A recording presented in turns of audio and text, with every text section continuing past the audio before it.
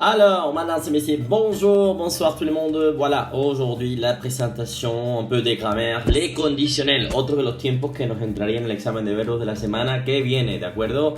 Tenemos el presente, tenemos el imperativo, si me sé el presente me sé el imperativo, tenemos el futuro, si me sé el futuro, tenemos el condicional, ¿vale? Tenemos el imperfecto y tenemos también el passé composé, ¿de acuerdo? Todos estos tiempos, excepción del subjuntivo, nos van a entrar en la tabla que he preparado esta semana. Va a ser verbo, verbo, un verbo, voilà.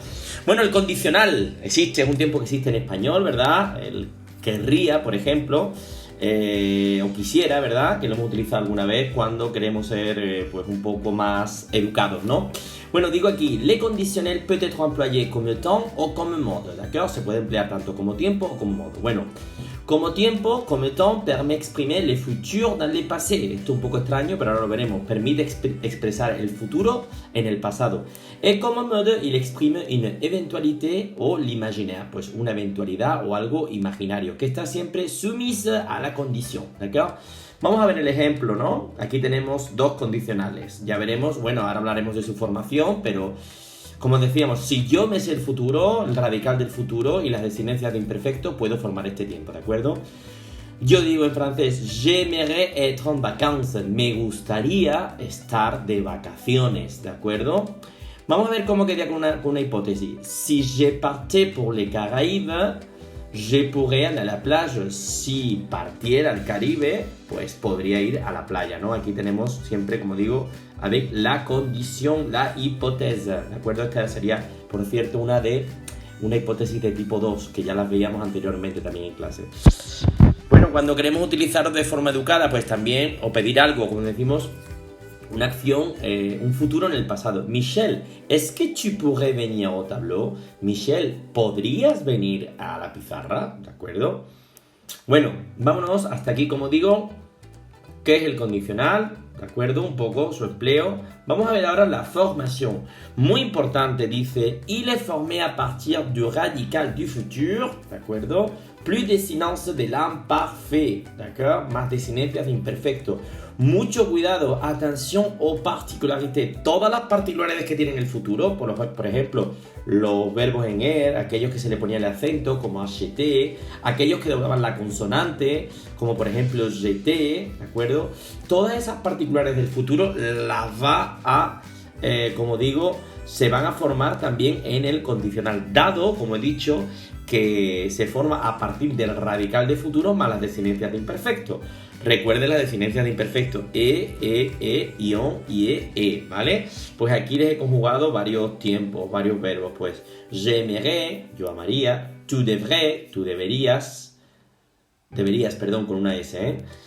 Il finirait, él terminaría, es que he cambiado este verbo última hora, pero para que vean que con el segundo grupo es igual. Il finirait, él terminaría.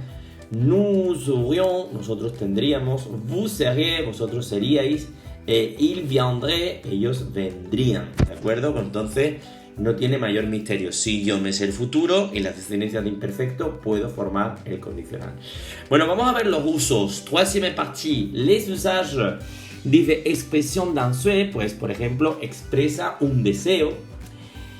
De imposibilité, expresa una posibilidad, o de una hipótesis dans le présent o le futur, una hipótesis en el presente y el futuro, vamos a utilizar el condicional, y dans le passé vamos a utilizar el condicional compuesto, ¿vale? Condicional compuesto es como el passé composé, sería el tipo de hipótesis 3, de tipo 3, y básicamente lo que me cambia es el auxiliar lo ponemos en condicional y el participio se respeta. Bueno, pues vamos a ver aquí, por ejemplo, la expresión de un deseo. Michel aimerait être en vacances, ¿d'accord? Por ejemplo, Michel aimerait être en vacances. Pues, expresión de un deseo. Les conditionnels temps exprime le futur dans le passé. Pues vamos a ver cuando, como aparecía antes, cuando expresa el futuro en el pasado. Dice, Michel pensait qu'il pourrait partir en voyage. Pues Michel pensaba que él podría partir en viaje. Partir de viaje, perdón. Aussi, l'emploi dans les phrases hypothétiques, pues también, como saben, estas aparecían la de tipo 2, en las hipótesis. Si je partais pour les Caraïbes, je pourrais con S, hoy como estoy hoy, je pourrais avec S. Yo podría, je pourrais aller à la plage, d'accord? Je pourrais avec S, d'accord?